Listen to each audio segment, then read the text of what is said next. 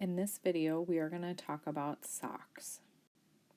Socs is an acronym that stands for Shape, Outliers, Center, and Spread. The shape of a graph is a visual description of the distribution of a graph, and there's a few different shapes that we'll look at in a moment. Outliers are any values that are too far from the majority of data. It's something that kind of stands out as being really high or really low compared to the other numbers in your data. The center of your data is typically measured by the median or the average, and then the spread of your data is the minimum and the maximum values where data exist. So it's important to know that when we are calculating Socs, we're talking specifically about quantitative data, not categorical data.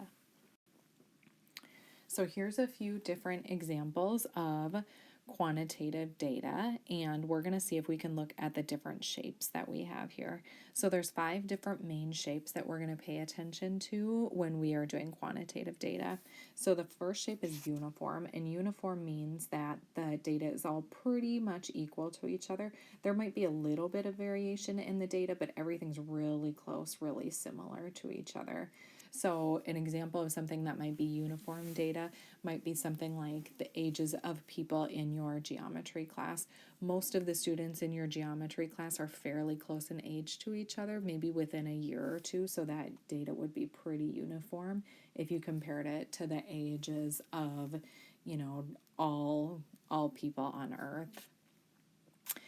The next example is something that's called symmetrical, or you might every once in a while hear that referred to as a normal distribution. So symmetrical means that everything is kind of lined up with each other. You've got some data that's a little lower to the left, but then the middle is where it kind of peaks, and then it is symmetrical on the right side. So everything that has something on the left kind of matches up with something on the right. So the lower numbers on the left match with something higher on the right. Bimodal data would mean that you have 2 peaks in your data. So you've got one peak, and then maybe it lowers in the middle, and then you've got another peak on the other side. The last 2 examples are called skewed right and skewed left. And sometimes people get these confused a little bit, but skewed right means that the majority of your data is over on the left-hand side, and there's just 1 or 2 or 3 pieces of data that are skewing it off to the right. So the majority of the data is over on the left-hand side, and there's just a few outliers or a few things skewing it to the right. Whereas skewed left means that the majority of the data is over here, and there's just 1 or 2 or 3 things that are skewing it to the left, but the majority of the data is all grouped together on the right, and there's just a few things skewing it to the left-hand side. Let's talk about outliers now. So we just talked about shape. Let's talk about outliers next. So outliers are values that lie outside the overall pattern of a distribution. And so we're going to learn a formula for that later on. But if you look at a couple of these examples, you can see that if we're looking at these stock returns, the majority of the data is all over here. And then there's a little bit of a gap, and then you've got this data that's way over here to the left. So that would be an example of an outlier because the majority of the data is grouped together here. This midpoint example is another one where the majority of the data is grouped together right here, and then you've got this gap in data, and you've got one outlier over here at 15. The third thing that we measure when we're doing quantitative data is the center. So a value that's considered typical for the value among the data is going to be where your center is. There's 3 different measures of center: mean, median, and mode. We're going to stick with the median being our measure for center. So when you're doing your homework, you're going to be looking specifically at what the median would be when you're trying to figure out the center. So the median is the middle data point, or the average of the 2 middle data points. So if you look at this example of a dot plot, we know that there's 30 values total, and so what we're going to do is to try to find the data right in the middle. So dots 15 and 16 are going to be the 2 data points in the middle. So if you counted here, we've got 1, 2, 3, 4, 5, 6, 7, 8, 9, 10, 11, 12, 13, 14, 15, and 16 are these 2 that are representing it in purple.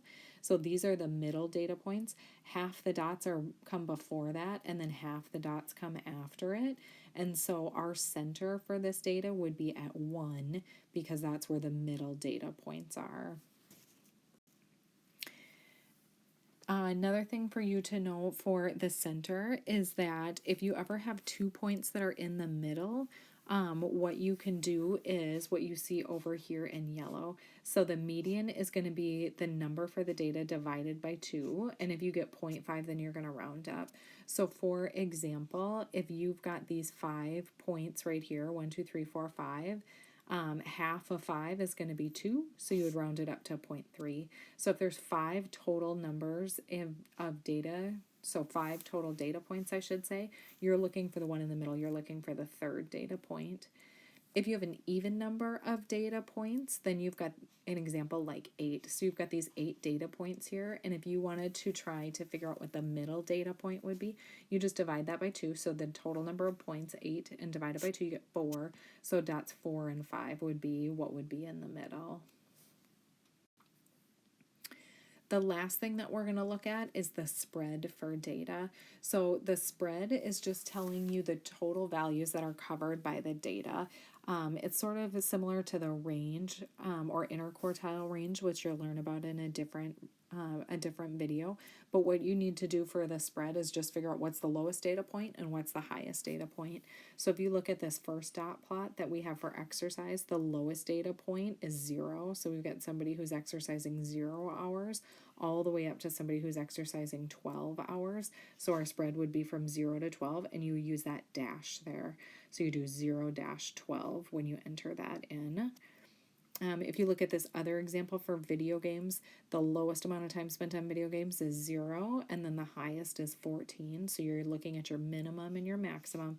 So that would mean that your spread is from 0 to 14. And again, you'd write 0-14.